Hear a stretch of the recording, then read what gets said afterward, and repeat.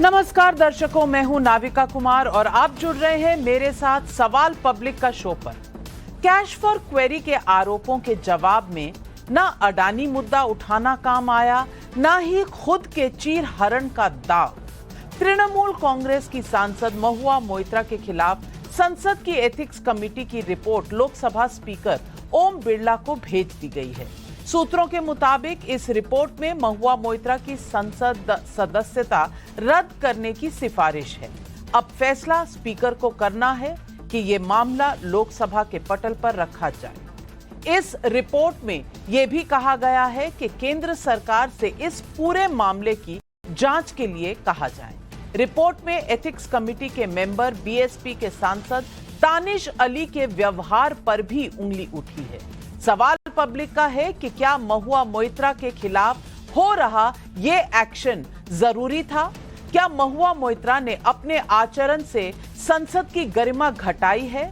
वैसे एक media interview में महुआ मोइत्रा ने कहा है कि ये एक कैंगरू कोर्ट था और एक फिक्स्ड मैच चल रहा था। मुझे संसद से निकालने की सिफारिश भारत में संसदीय लोकतंत्र का अंत है। अगर मुझे निकाला जाता है तो भी मैं अगले लोकसभा में बड़े जनादेश से चुनकर आऊंगी। महुआ मोइत्रा के मामले में पहली बार तृणमूल कांग्रेस का भी स्टैंड आया है। तृणमूल कांग्रेस सांसद अभिषेक बैनर्जी ने कहा, यह कुछ और नहीं बदले की कार्रवाई है। तो क्या अब महुआ मोइत्रा पर ममता बनर्जी भी नरेंद्र मोदी से भिड़ेंगी या चुप रहने के स्टैंड पर कायम रहेंगी? क्या मोदी सरकार के खिलाफ विपक्ष के मुद्दों में महुआ मोइत्रा का मसला भी शामिल हो जाएगा? यही है आज सवाल पब्लिक का।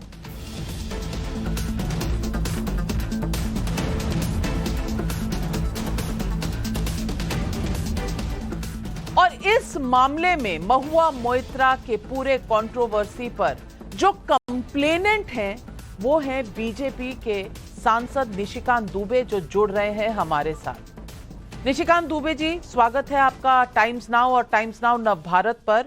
सवाल सबसे पहले तो यही पूछूंगी कि क्या लोकतंत्र का अंत हो गया, जिस तरह महुआ मोइत्रा जी ने कहा है, और उन्होंने कहा है कि ये एक प्री फिक्स्ड मैच था।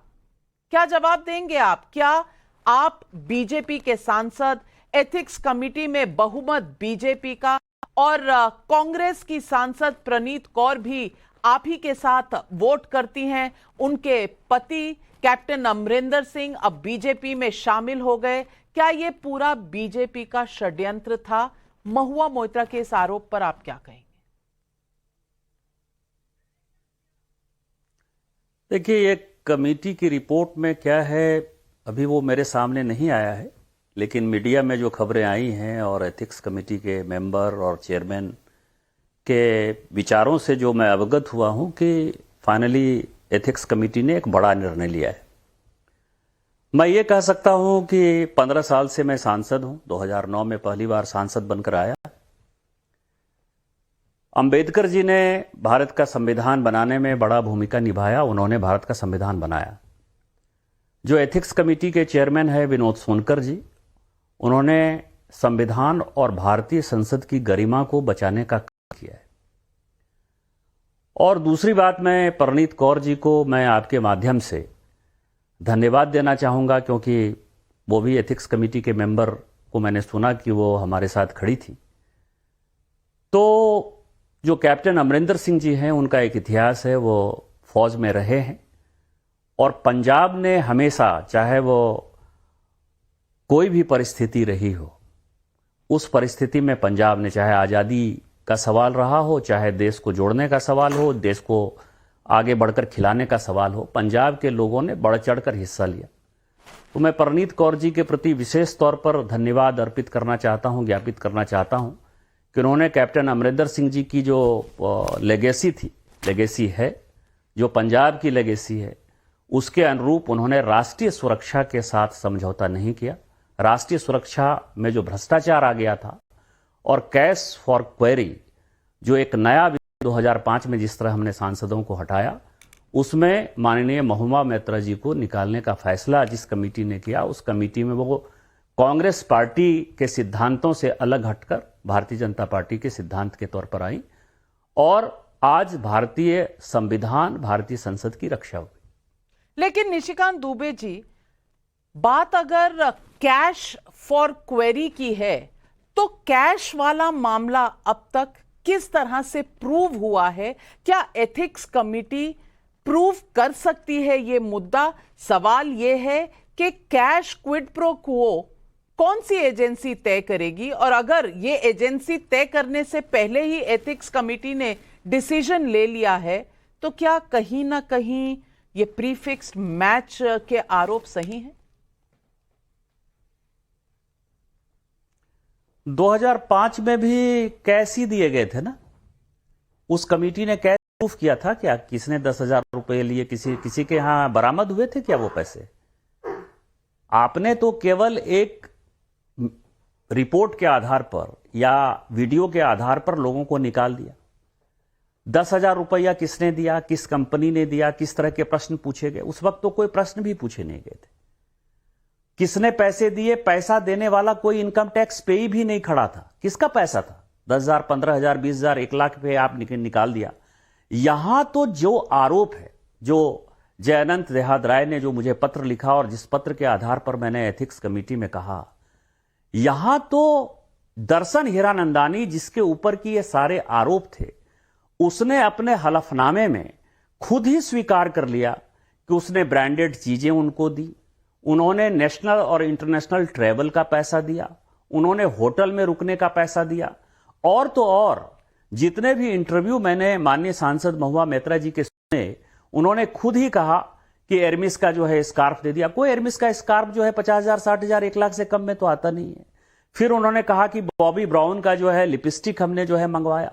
कोई भी जो होगा 4,000, 5,000 तो उसका बेस प्राइस होगा ना। तो 10,000 रुपया जब लेने में पीए को आपने बर्खास्त कर दिया और जो खुलेआम टेलीविजन पर इन चीजों को एक्सेप्ट कर रही हैं, तो ये कैश नहीं है। कैश जो है वो काइंड में यदि कोई लेकर आ गया तो ये कैश नहीं है। दूसरा, दर्शन हीरानंदानी से जो इनका परिचय है वो कोई पुराना बचपन का परिचय नहीं है। परिचय यह था कि ममता बनर्जी जी ने जो है एक बिजनेस समिट किया था और बिजनेस समिट में बिजनेसमैन के लिए उन्होंने कुछ अपने सांसद विधायकों को जो है लगा रखा था। उस वक्त भी ये बंगाल विधानसभा की विधायक थी, तो विधायक के नाते हम एथिक्स कमेटी में है मान लीजिए, हम होम कमेटी में है मान लीजिए, या संसद हैं। सांसद होने के नाते हम 1000 लोगों से मिलते रहते हैं, लेकिन वो मेरा परिचय जो है सांसद होने के नाते है। मेरे दोस्त वो होंगे जो बचपन से मेरे साथ होंगे, मेरे दोस्त वो होंगे जिन्होंने मुझे संघर्ष के दिनों में साथ दिया होगा। यदि वो कुछ करते हैं उसका एक अलग माहौल होगा, लेकिन जब सांसद होने के नाते कोई मुझे कोई बड़ा गिफ्ट देगा, कोई पैसा देगा, कोई मेरा इंटरनेशनल और नेशनल ट्रैवल जो है एक्सेप्ट करेगा कि हमने इसके लिए किया, तो इसके बाद भी आप करेंगे कि कैश कहां है? सबसे बड़ा सवाल यह है। दूसरा जो सवाल यह है कि आपने एक प्रश्न पूछा था कि तृणमूल कांग्रेस के लोग उनके साथ आ गए, उन्होंने कहा कि बड़े मार्जिन से जीत गए। हो सकता है कि कांग्रेस उनको टिकट दे दे नाविका जी, क्योंकि जिस 2005 में 10-11 सांसदों को निकाला गया था उसमें राजा राम पाल ही एक ऐसे सांसद है जो सुप्रीम कोर्ट में गए थे और सुप्रीम कोर्ट ने कहा कि नहीं, तुमको निकालना सही था और तुमने जो है गलत काम किया। उन्होंने भी एक आरोप लगाया था कि जब मैं रिलायंस के खिलाफ कुछ बोल रहा हूं, इतने इतने पत्र लिख रहा हूं, तो मुझे रिलायंस के कारण पार्टी से निकाल दिया। कांग्रेस ने जिस राजा राम पाल को निकाला था, उसी कांग्रेस ने उस 11 सांसद में केवल एक ही सांसद 2009 में चुनाव जीत कर आए थे, वो राजा राम पाल थे और कांग्रेस ने उसको टिकट दिया था, जिसको करप्शन के आधार पर पार्लियामेंट ने निकाला।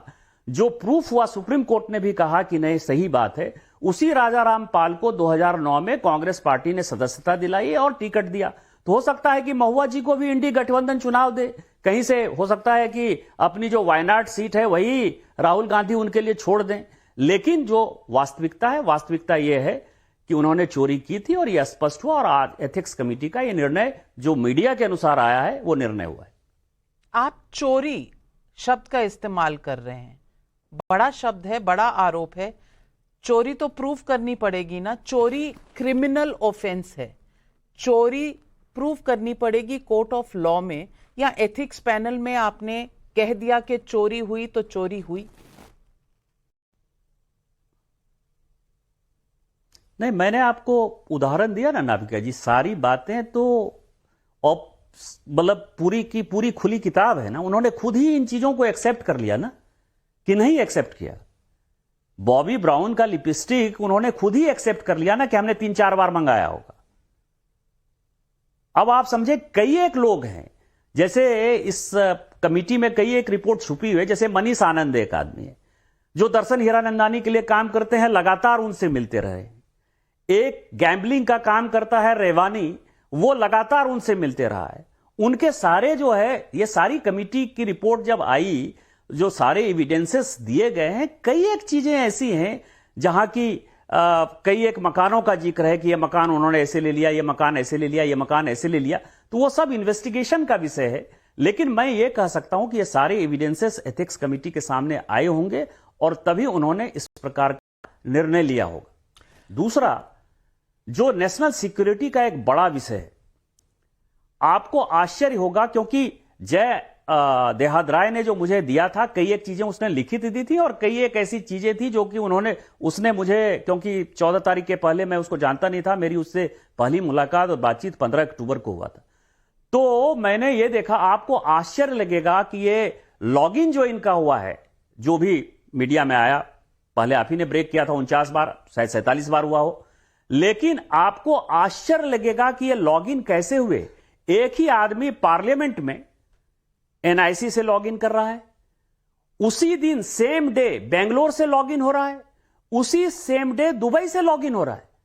आप कल्पना कर सकते हैं कि एक ही मेंबर पोर्टल का लॉगिन एक ही दिन में दिल्ली से हो रहा है, बेंगलोर से हो रहा है, दुबई से हो रहा है।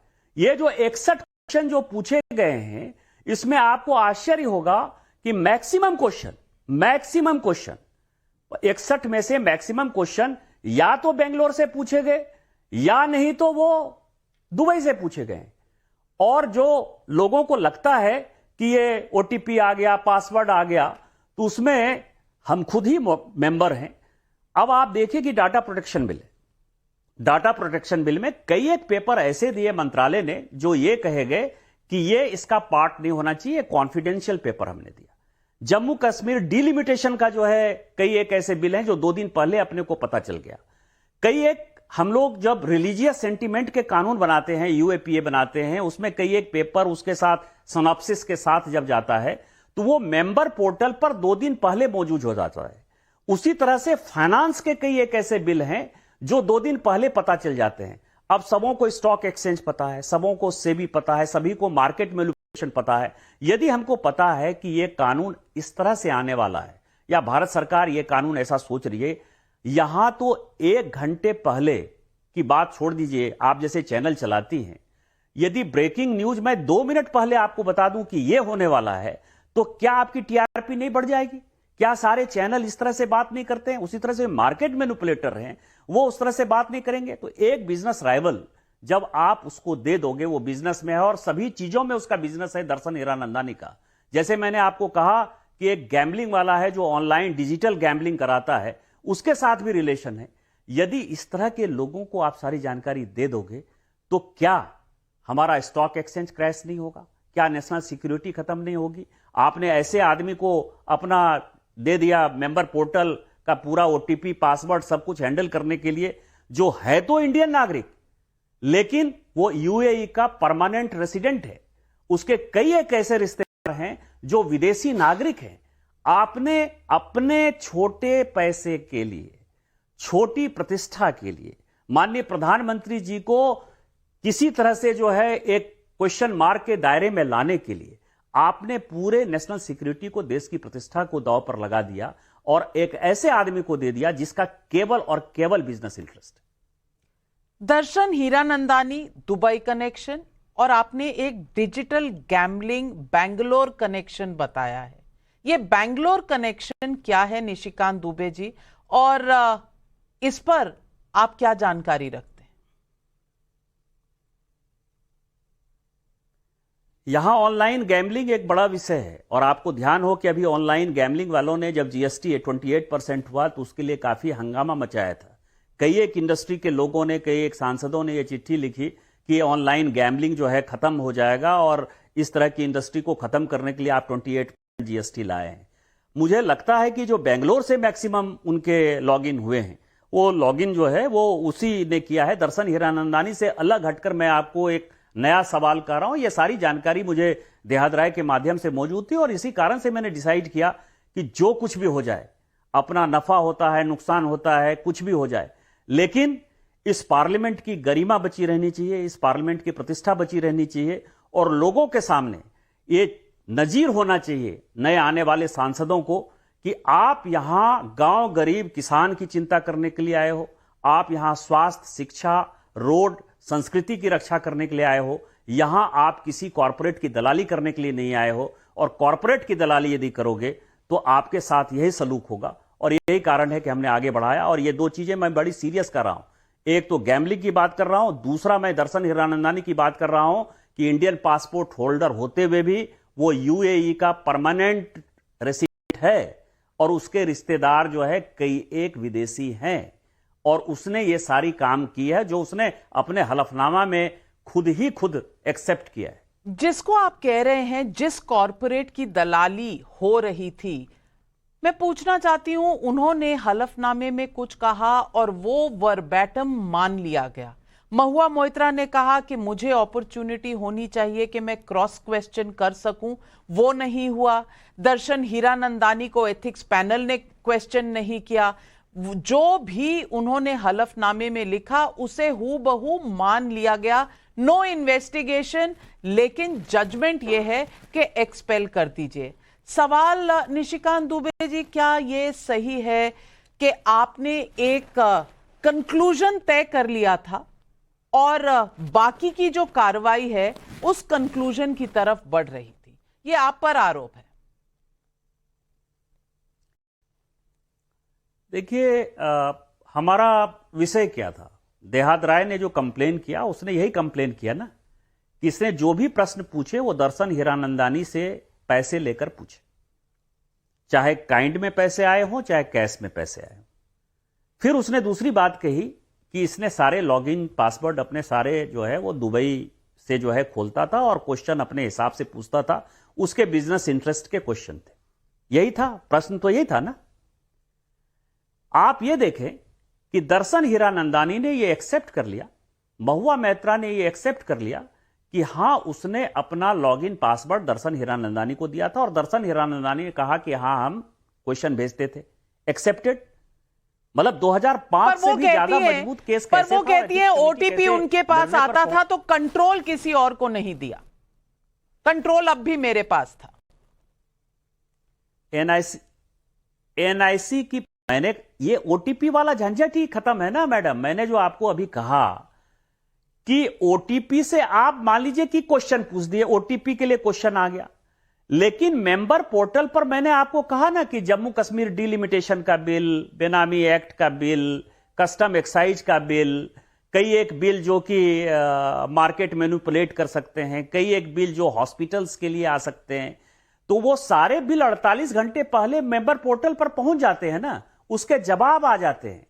कई एक कॉन्फिडेंशियल पेपर है जिस कमेटी के हम सदस्य हैं, जैसे आईटी कमेटी के सदस्य हैं, उसमें टेलीकॉम भी आता है, उसमें पोस्ट ऑफिस भी आता है, उसमें आईटी भी आ जाता है, उसमें इंफॉर्मेशन ब्रॉडकास्टिंग भी आ जाता है, ट्राई भी आ जाता है। तो हमारे रेगुलेटर ट्राई क्या कर रहा है, इंफॉर्मेशन ब्रॉडकास्टिंग क्या कर रहा है, पाकिस्तान के साथ हमारी क्या पॉलिसी है, चाइना के साथ क्या पॉलिसी है, वो सारी पॉलिसी, कई एक स्टेटमेंट ऐसे होते हैं जो मंत्रियों को स्टेटमेंट देना होता है, वो पहले से पहुंच जाते हैं कि हमने इस कंट्री के साथ इस तरह की बातें की है।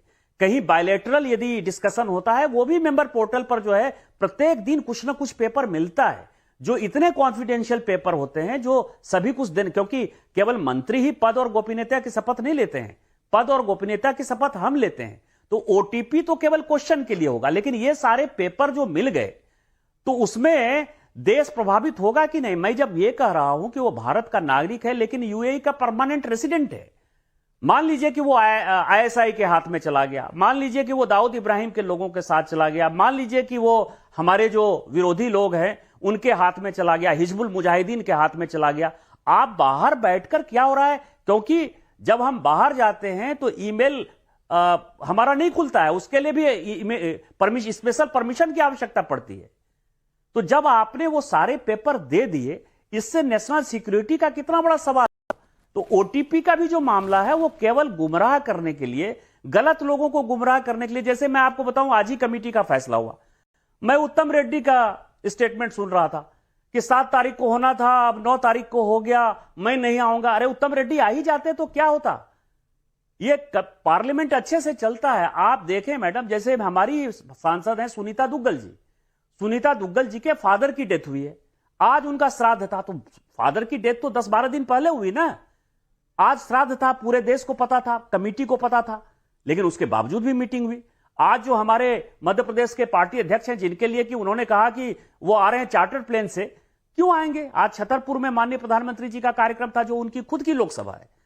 तो हमारे भी तो सांसद नहीं थे ना इस कमेटी को, क्योंकि पिछली बार कैश फॉर क्वेरी वाले में 11-12 दिन में फैसला हो गया था, यह लंबा चल रहा था। तो मुझे लगता है कि एथिक्स कमेटी ने एक बढ़िया निर्णय किया कि 25 दिन के अंदर अंदर इसको फैसला कर दिया, क्योंकि यह नजीर बनना है नए आने वाले सांसदों को, और उन सांसदों को जिनको कि देश के सुरक्षा से मतलब नहीं है, भ्रष्टाचार से मतलब नहीं है, एन केन प्रकारेन केवल नाम कमाने के लिए देश को बदनाम करना है, दुनिया को बदनाम करना है और रोज अखबार में छपना है। उनके लिए एक नजीर होगा कि हम यदि सांसद हैं, 140 करोड़ में यदि 543 में से एक सांसद हैं, यदि कुछ अधिकार जनता ने हमको दिया है, तो हमारा कर्तव्य भी है कि हमको देश की सुरक्षा को कायम रखना है और भ्रष्टाचार नहीं करना है। और इस कारण से जो भी आरोप है वो गलत आरोप है। निशिकांत दुबे जी, 2 आरोप और हैं। सबसे पहले ये कि जय आनंद देहदराय आप ही के साथ संपर्क क्यों करते हैं? क्योंकि आपकी और महुआ मोइत्रा जी की, माफ कीजिएगा, हम मीडिया में सब जानते हैं, जुगलबंदी चलती रहती है सोशल मीडिया पर। आप कुछ कहते हैं, वो जवाब देती हैं, एक दूसरे के साथ आपका एक तरह से पक्ष विपक्ष का जो दौर है वो चलता रहता है, डिबेट चलती रहती है। शायद इसीलिए पर्सनल जो उनके रिश्ते थे जय आनंद देहदराय के साथ, उसको एक्सप्लॉइट करके वो आपके पास गए और आपको हथियार दिए महुआ के खिलाफ।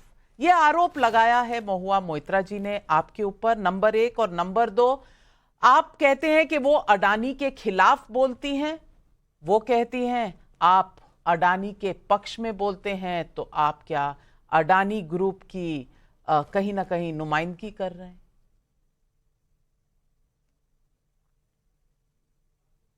देखिए, 2-3 चीजें मैं आपको स्पष्ट कर दूं। जैसे मैंने पहले भी बोला कि जय देहदराय को मैंने पहली बार 15 अक्टूबर को जो है फोन पर सुना।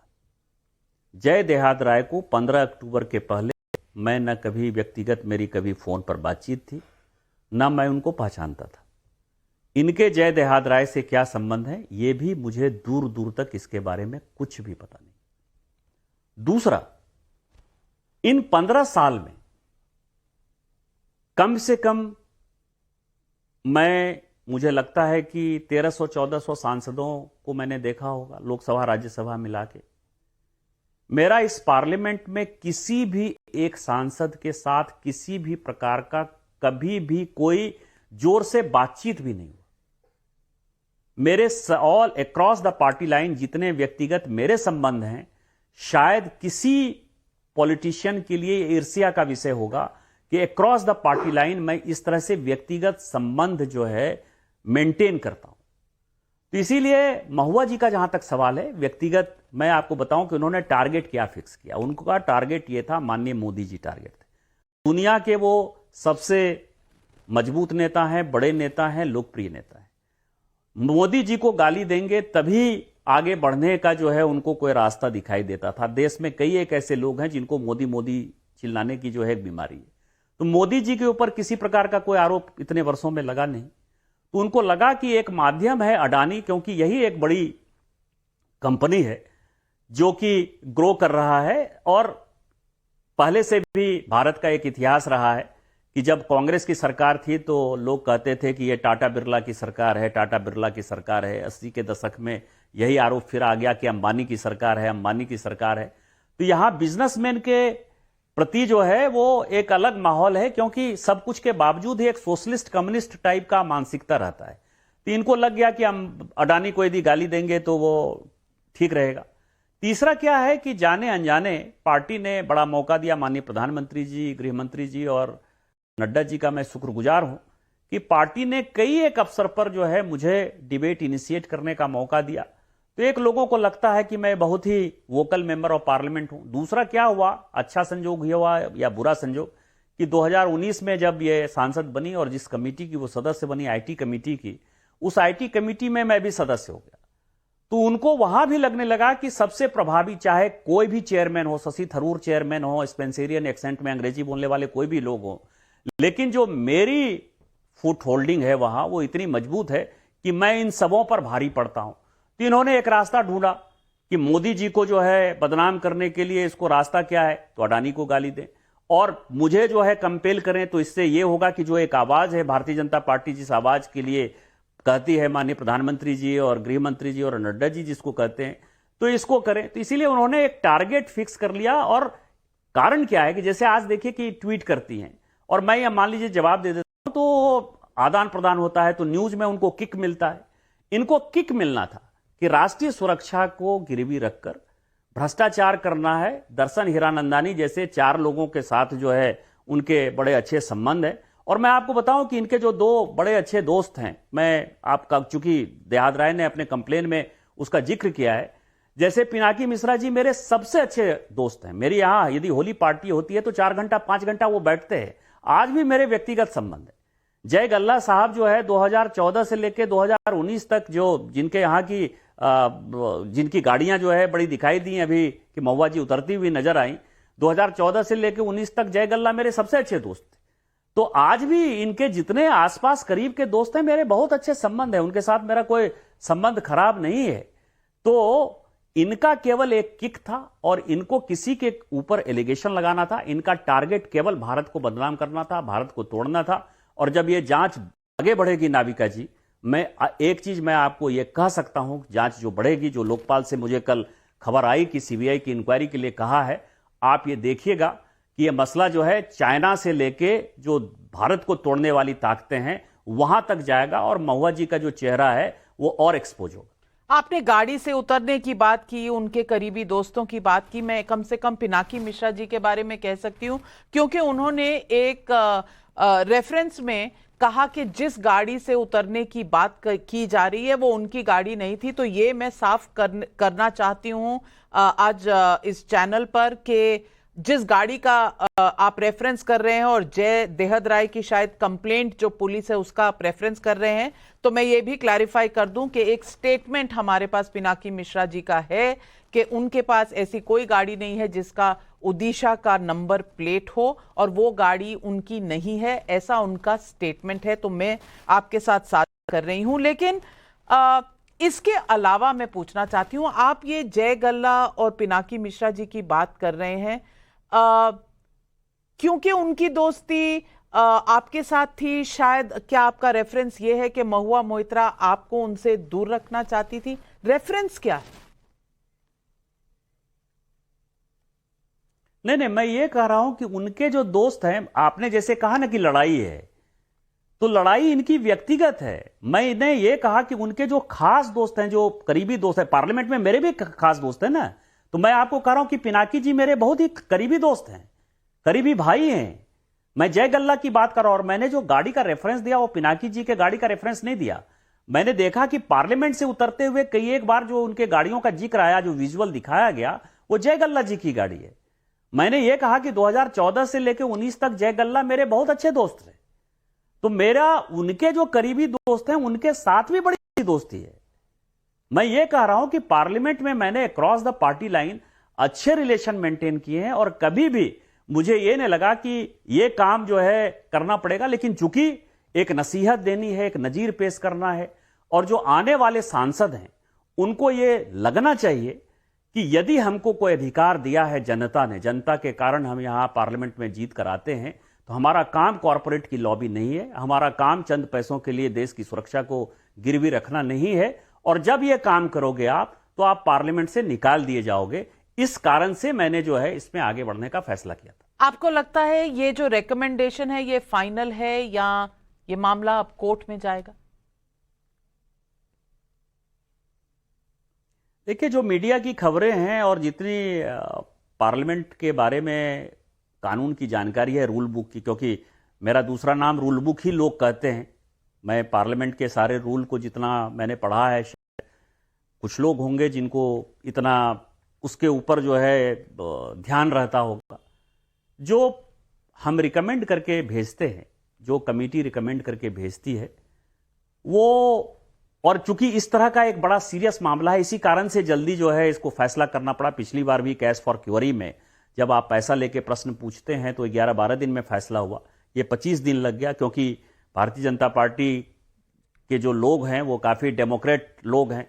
जो एथिक्स कमेटी में जो मेंबर भारतीय जनता पार्टी ने भेजे थे वो भी मैं आपको बता दूं कि बड़े पढ़े लिखे मेंबर थे। डॉक्टर राजदीप राय खुद एमबीबीएस हैं, सुभाष भामरे एमबीबीएस डॉक्टर हैं, सुमेधानंद सरस्वती जी एक बहुत बड़े सन्यासी हैं, विनोद सोनकर जी का अपना एक इतिहास है, बड़े पढ़े लिखे आदमी हैं, सुनीता दुग्गल जी आईआरएस हैं, अपराजिता सारंगी जी जो है वो आईएएस रही हैं।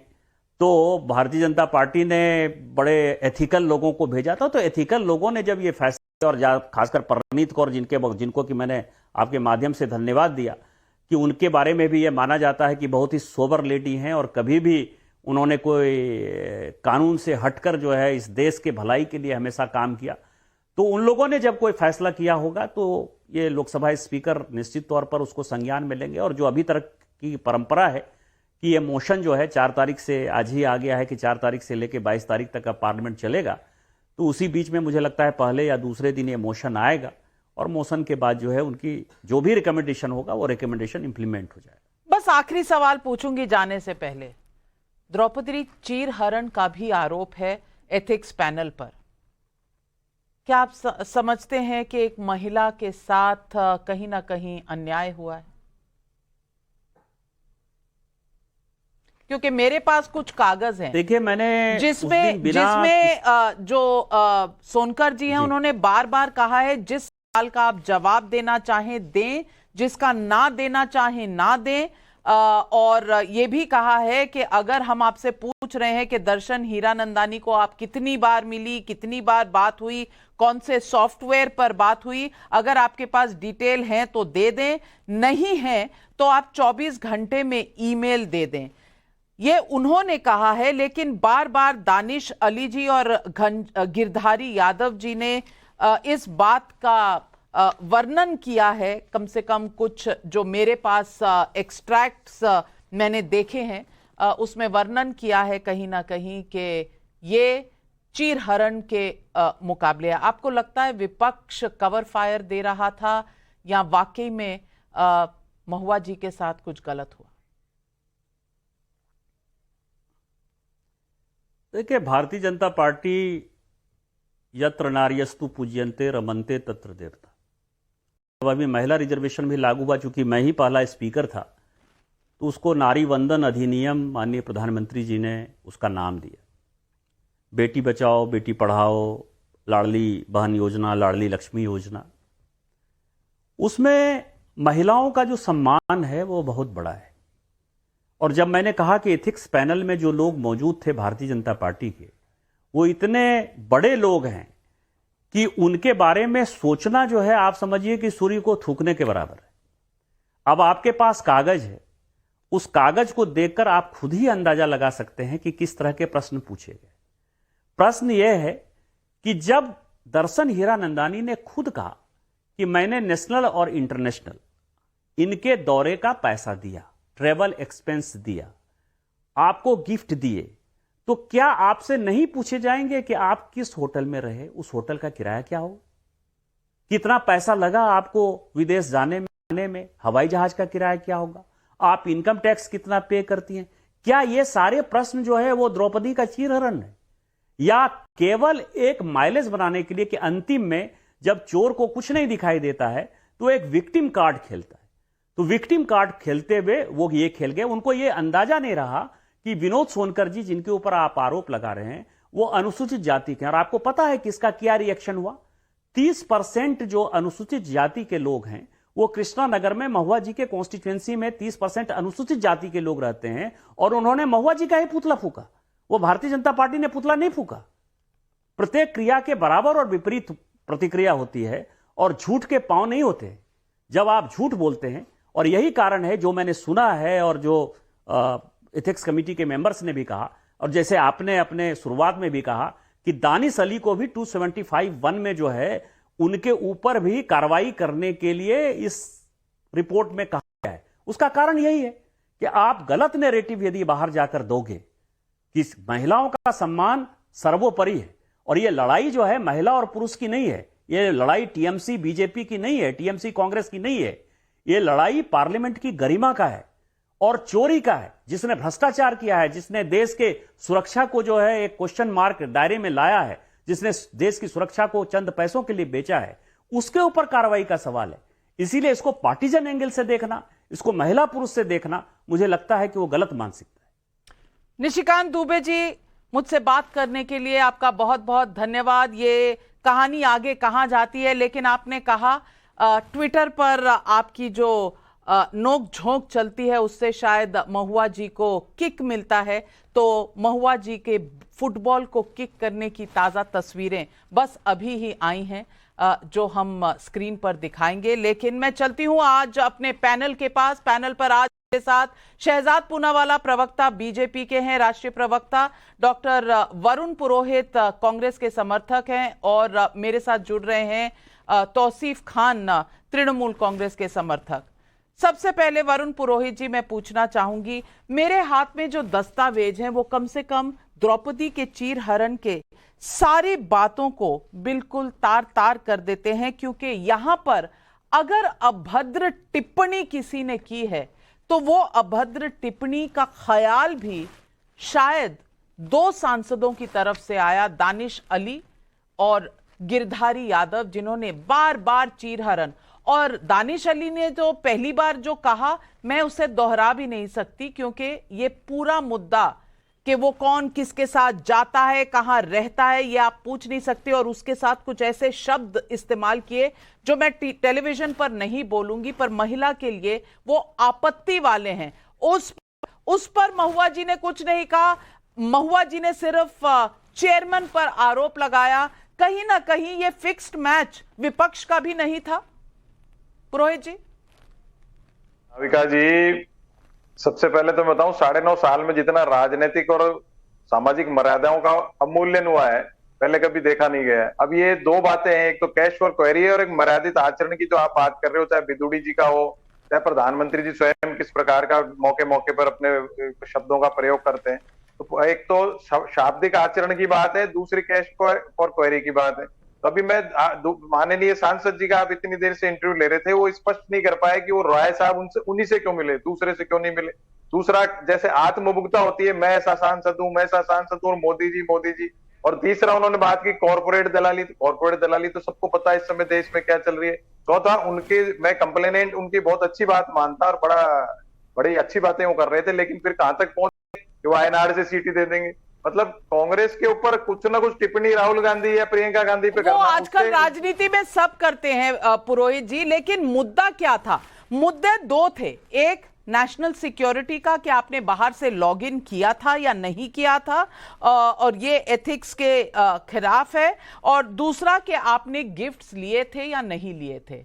तो शहजाद पूनावाला, ये 2 मुद्दे तो तय हो गए इस रिपोर्ट में, क्योंकि अंत में महुआ जी ने खुद ही कहा कि मैंने शेयर किया था अपना लॉगिन और पासवर्ड, और दूसरी तरफ उन्होंने अपने इंटरव्यूज में और यहाँ पैनल के सामने ये भी माना कि उन्हें गिफ्ट्स कभी कभार मिलते थे, और एफिडेविट पे दर्शन हीरानंदानी के जो वहाँ डिक्लेरेशन है वो भी क्लियर है कि मैं उनके ट्रैवल के लिए भी एक्सपेंसेस देता था। क्या मुद्दा पूरी तरह सेटल हो चुका शहजाद पूनावाला के ये सांसद की गरिमा के खिलाफ है? सबसे पहले तो शाब्दिक आचरण की बात नीतीश के गठबंधन वाले ना करे तो बेहतर होगा। जहां तक आज की डेवलपमेंट की बात है तो कुछ चीजें स्पष्ट हो चुकी है कि एक न केवल पार्लियामेंट की मर्यादाओं का उल्लंघन हुआ, न केवल पार्लियामेंट की कार्यप्रणाली का उल्लंघन हुआ, बल्कि ये इसमें क्विड प्रो को मतलब कैश और काइंड लेकर सवाल पूछना, हायर एन एमपी वाली व्यवस्था बनाना और राष्ट्रीय सुरक्षा के साथ जो तो उन्होंने टीवी पे आकर वैसे भी कह दिया था कि मैंने अपना लॉगिन दे दिया था और सामने मैंने हर्मीज का स्कार्फ और बॉबी ब्राउन की लिपस्टिक ये सारी चीजें ली थी, तो उन्होंने तो खुद स्वयं माना ही था ये बात को, तो वो भी पुष्टि हो गई है। परंतु एक नया एंगल इसमें निकला है कि यदि 47 टाइम्स लॉगिन होता है और 4 बार ही आप दुबई में रहते हैं और उस समय पर अलग अलग जगहों से वो लॉगिन होता है, तो इसमें राष्ट्रीय सुरक्षा की दृष्टि से और भी बड़ा सवाल होता है। और आज मुझे लगता है नाविका जी एक चीज अनफेयर है, आप वरुण पुरोहित को क्यों घेर रही हैं? प्रणीत कौर ने तो सपोर्ट किया है इस रिपोर्ट का, तो Varun Purohit is in support of the report, आप काहे उनको घेर रही है? आज तो कांग्रेस ने सपोर्ट किया है रिपोर्ट को, आज तो कांग्रेस ने सपोर्ट किया है ना वरुण जी। नाविका जी को देखिए मैं बोल रहा हूँ आपके सपोर्ट में, नाविका जी काहे उनको घेर रहे हैं? कांग्रेस आपकी सपोर्ट, इनका गड़बड़ घोटाला आपकी पार्टी में हो गया है। लेकिन आशुतोष जी नहीं एक मिनट, आशुतोष जी मैं आपको पढ़ना चाहती हूं, यहां पर इस पैनल की कुछ एक्सट्रैक्ट्स मेरे पास हैं और उसमें ये बार बार माननीय सभापति कह रहे हैं आप पर कोई बाउंडेशन नहीं है, आप जो सवाल छोड़ना चाहती हैं छोड़ दीजिए, जिस प्रश्न का उत्तर आप नहीं देना चाहती वो नहीं दीजिए। और साथ में ये भी कहा है, मैं कमेटी के माननीय सदस्यों से कहना चाहूंगा कि जब किसी विषय का एग्जामिन हो रहा है, आपको लगे कि इस विषय का नहीं देना, आप उसका उत्तर नहीं दीजिए, कोई बाउंडेशन नहीं है। अगर हमारा प्रश्न रिपीट होता है तो आप कह सकती हैं कि question is repeated, I have already answered it. ये सब उन्होंने कहा है, कहीं पर भी दबाव नहीं डाला है कि आप बोलिए, अभी बोलिए, लेकिन कुछ सवाल संदर्भ के हैं जो पूछने पड़ेंगे। अब इसके बाद भी द्रौपदी चीरहरण नहीं, जिस तरीके के सवाल उनसे पूछे गए, जिस तरीके का जिक्र महुआ ने किया बाद में, उसको आप किस श्रेणी में रखेंगी या हम लोग किस श्रेणी में रखेंगे, वो समझने वाली बात है। क्या उस तरीके के सवाल पूछे जाने चाहिए? मैंने पहले भी आपके कार्यक्रम पे कह चुका। मेरे 2 सवाल है। पहला सवाल यह कि क्या इस रिपोर्ट के ऊपर कोई चर्चा हुई? जो रिपोर्ट पेश की गई थी 2.5 मिनट के अंदर 500 पेज की रिपोर्ट पे क्या चर्चा हुई? पहली बात। दूसरी बात, मुझे नहीं मालूम, लेकिन जो मेरे पास जानकारी उसके मुताबिक जो पिछली बार 1.5 घंटे की जो बातचीत हुई थी उसमें विपक्षी सदस्यों ने जो ऑब्जेक्शंस दिए थे, क्या उसको इस एनेक्शर में ऐड किया गया है या उनकी आपत्तियों को इस रिपोर्ट पे दर्ज किया गया है? नहीं, मेरी जानकारी के हिसाब से उनकी आपत्तियों को भी इसमें दर्ज नहीं किया गया है और इस रिपोर्ट पर किसी तरीके की कोई चर्चा नहीं हुई है। ओके, मैंडेटरी है। शहजाद, मेरे पास समय कम है, शहजाद इसका जवाब देंगे। तौसीफ भाई आपसे एक सवाल पूछूंगी, मैं दोनों के स्पेसिफिक सवाल का जवाब देता हूं। हाँ, मैं आ रही हूं आपके पास शहजाद जी, लेकिन तौसीफ क्या महुआ जी चैलेंज करेंगी इसको कोर्ट ऑफ लॉ में, हाँ या ना? देखिए, महुआ जी ने ट्वीट भी किया है, बोला भी है कि जो भी प्रेशर बनाना है बना लो, वो डर कर चुपने वाली नहीं है, वो अपना काम करेंगी। और उन्होंने फिर से सवाल उठाया है कि अडानी शहजाद पूनावाला जवाब दे दीजिए 30 सेकंड में सारे सवालों का जवाब। स्पेसिफिकली मैं आपको बताता हूं आशुतोष जी के। हाँ, पहले तो आज एजेंडा था adoption of report, adoption voting के माध्यम से होती है, हुआ। दूसरी बात, डिसेंट नोट को इंक्लूड किया गया है और आशुतोष जी ट्रांसक्रिप्ट सामने पड़ी है, ऐसी कोई बात नहीं कही गई, उल्टा उन्होंने बी शब्द ये एक दलित चेयरपर्सन के लिए इस्तेमाल किया।